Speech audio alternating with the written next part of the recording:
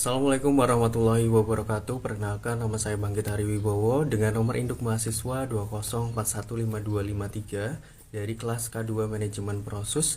Di sini bersama teman saya akan menjelaskan mengenai hak paten dan juga hak cipta. Video ini dibuat guna untuk memenuhi tugas akhir dari mata kuliah Aspek Hukum Bisnis. Pengertian hak intelektual yang terdiri dari hak cipta dan juga hak paten. Yang pertama adalah pengertian mengenai hak milik intelektual. Hak milik intelektual atau intellectual property right merupakan suatu hak kebendaan yang sah dan diakui oleh hukum atas benda tidak berwujud berupa kekayaan atau kreasi intelektual yang dapat berupa hak cipta, paten, merek dagang, desain industri, dan lain-lain. Yang pertama mengenai pengertian hak cipta. Hak cipta adalah hak eksklusif bagi pencipta atau penerima hak untuk mengumumkan atau memperbanyak ciptaannya atau memberi izin untuk itu dengan tidak mengurangi pembatasan-pembatasan menurut peraturan perundang-undangan yang berlaku. Yang kedua adalah fungsi hak cipta. Hak cipta berfungsi menghargai suatu karya dan mendorong pencipta karya tersebut untuk menghasilkan karya baru. Tujuan dari pelaksanaan hukum hak cipta adalah melindungi hak eksklusif, hak moral, dan ekonomi bagi pencipta karya. Berikut adalah penjelasannya. Hak eksklusif adalah hak membuat karya atau untuk mengontrol mekanisme kepemilikan juga distribusi dari karyanya. Yang kedua adalah hak eksklusif, berarti siapapun yang ingin menggunakan, menyalin, memperbanyak, dan menjual suatu karya cipta harus mendapatkan izin terlebih dahulu dari pembuatnya. Kemudian adalah hak moral, berarti walaupun karya tersebut telah dibeli, pembeli harus tetap mencantumkan nama pembuat karya. Hak moral membuat karya akan selalu lekat dengan siapapun pembuatnya. Hak ekonomi berarti pembuat karya berhak mendapatkan imbalan ekonomi dari pihak-pihak yang menggunakan karya ini. Kemudian yang ketiga adalah hukum hak cipta. Hukum hak cipta secara internasional pernah diatur dalam Konvensi Bern, Konferensi Roma, Perjanjian Hak Cipta WIPO, Perjanjian Pertunjukan dan Fonogram WIPO, dan Fair Access to Science and Technology Research Act 2015. Hak cipta di Indonesia diatur dalam Undang-Undang Republik Indonesia Nomor 28 Tahun 2014 tentang hak cipta yang dikeluarkan pada tanggal 16 Oktober 2014. Kemudian yang keempat adalah pendaftaran hak cipta.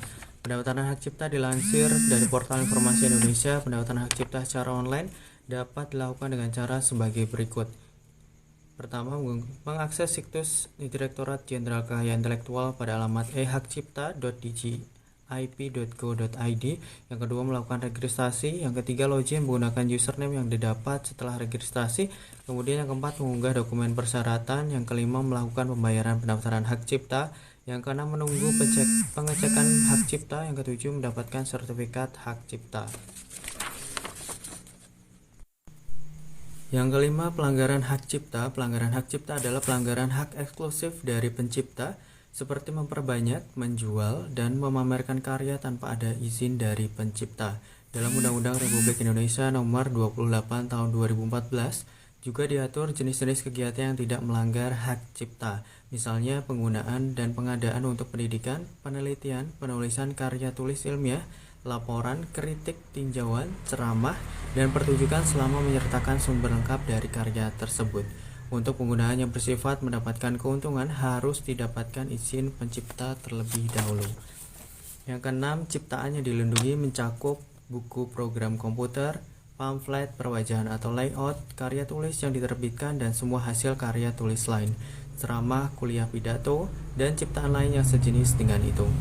Alat peraga yang dibuat untuk kepentingan pendidikan dan ilmu pengetahuan, lagu atau musik dengan atau tanpa teks, drama atau drama musikal, tari, koreografi, pewayangan, dan pantomim, seni rupa dalam segala bentuk seperti seni lukis, gambar, seni ukir, seni kaligrafi, seni pahat, seni patung, kolase, dan seni terapan, arsitektur, peta, kemudian seni batik, dan juga fotografi. Kemudian juga terjemahan, tafsir, saduran, bunga rampai, dan karya lain dari hasil pengalih wujud.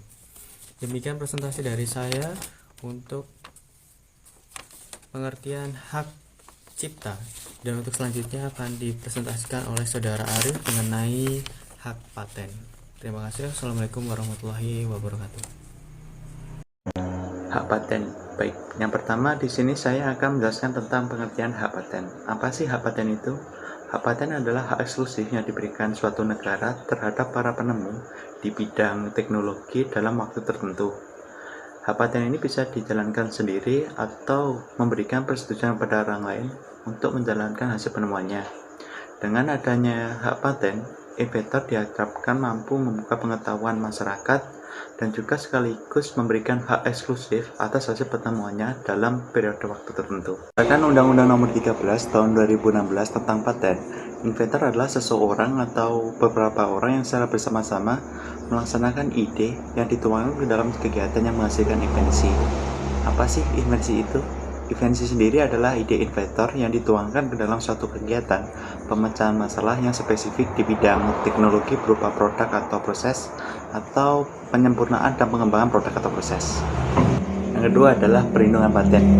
Perlindungan paten terdiri dari dua yang meliputi. Yang pertama adalah paten diberikan pada hasil penemuan yang baru yang mengandung langkah inventif dan dapat diterapkan dalam kegiatan industri. Yang kedua adalah paten sederhana. Paten sederhana diberikan pada setiap hasil penemuan yang baru yang berupa pengembangan dari produk atau proses yang sudah ada dan dapat diterapkan dalam kegiatan industri. Nomor 3, lama waktu berlakunya paten. Paten memiliki jangka waktu pelindungan selama 20 tahun sejak tanggal penerimaan permohonan paten dan tidak dapat diperpanjang. Paten sederhana. Paten sederhana memiliki jangka waktu pelindungan selama 10 tahun sejak tanggal penerimaan permohonan paten sederhana dan tidak dapat diperpanjang juga. Mendaftarkan dan membuat permohonan hak paten. Sebagai persyaratan terakhir dalam proses pengajuan hak paten, dengan mengisi formulir permohonan rangkap 4 dan membayar biaya permohonan. Selanjutnya, jika syarat di atas sudah terpenuhi semuanya, kita akan mendapatkan tanggal penerimaan hak paten. Persyaratan formalitas lainnya yang harus kita lengkapi selama 3 bulan sejak diterimanya penerima pada tanggal tertentu yaitu sebagai berikut. Yang pertama, mengisi surat pernyataan hak paten. Ini merupakan pernyataan pemohon untuk memiliki hak dalam mengajukan permohonan paten tersebut. Yang kedua, mengisi surat pengalihan hak, di mana surat bukti pengalihan berasal dari inventor kepada pemohon jika dalam kondisi ini inventor dan pemohon merupakan pribadi yang berbeda. Yang ketiga, memberikan fotokopi KTP atau identitas pemohon. Yang keempat, lampirkan fotokopi akte pendirian dan NPWP badan hukum yang telah dilegalisir. Yang kelima, melampirkan surat kuasa jika permohonan diajukan melalui kuasa. Yang keenam, menyertakan juga fotokopi KTP atau identitas orang yang bertindak atas nama pemohon badan hukum untuk menandatangani surat pernyataan dan surat kuasa. Baik, yang kelima adalah contoh hak paten. Contoh hak paten yang pertama yaitu hak paten atas aeronautika oleh B.J. Habibie. Mungkin kita mengenal seorang B.J. Habibie itu sebagai mantan Presiden Republik Indonesia, tetapi ia juga pernah mematenkan prestasinya, yaitu menghitung keretakan pesawat dengan baik bahkan hingga ke atom-atomnya. Yang kedua adalah hak paten atas sakar ayam oleh Profesor Dr. Insinyur Sedijatmo. Sebagai salah satu profesor di Indonesia yang menemukan ide berupa teknik rekayasa, yaitu menciptakan fondasi bangunan menggunakan teknik cakar ayam yang aman pada sampel tanah yang lunak seperti di rawa-rawa. Penemuan ini diakui dan mendapatkan hak paten bahkan dari 40 negara tersebut, yang bermula ketika Profesor Dr. Insinyur Sedijatmo mendirikan sebuah menara listrik di daerah Ancol. Yang ketiga adalah hak paten atas alat pemindai IGBT oleh Warsito. Sebagai warga kota Solo yang sudah mendapatkan gelar doktornya di Jepang pada tahun 1997, Warsito menciptakan sebuah alat pemindai tubuh yang diberi nama dengan Electrical Capillary Volume Tomography atau yang disingkat dengan IGBT. Alat ini memiliki kelebihan yaitu bisa dibawa kemana-mana dan mampu mendeteksi bagian dari keseluruhan otak termasuk bagian dalam tubuh. Yang keempat adalah hak paten atas destination based pada Apple. Pada perusahaan Apple mematenkan destination based yang ada di aplikasi Apple Maps. Untuk mengetahui cara kerjanya kurang lebih sama seperti Google Maps, yaitu pengguna akan mendapatkan arahan navigasi pada saat menjalankan aplikasi tersebut. Akan tetapi, ini masih kalah popularitasnya dengan Google Maps milik Google. Sekian presentasi dari kelompok kami. Apabila ada kurang lebihnya kami mohon maaf. Billahi taufiq wal hidayah. Wassalamualaikum warahmatullahi wabarakatuh. Terima kasih. Baik, di sini kami akan memberikan gambaran deskripsi barang yang digunakan untuk pengajuan hak cipta. Silahkan simak video berikut ini dengan baik.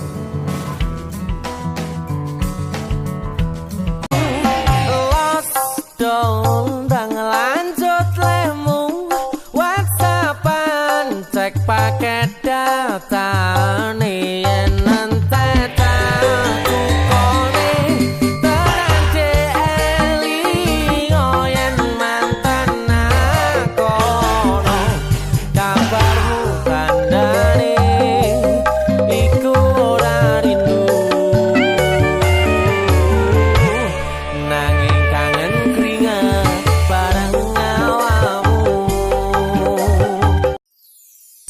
Nah, seperti yang sudah kita ketahui bahwasanya lagu Lost Doll merupakan karya cipta dari Denny Caknan dan juga Lek Dahlan dan dinyanyikan ulang oleh Happy Asmara. Oleh sebab itu, jika Happy Asmara menginginkan lagu ini dinyanyikan ulang, tentunya harus memiliki izin dari sang pencipta lagu agar tidak terjadi permasalahan hukum hak cipta di kemudian hari.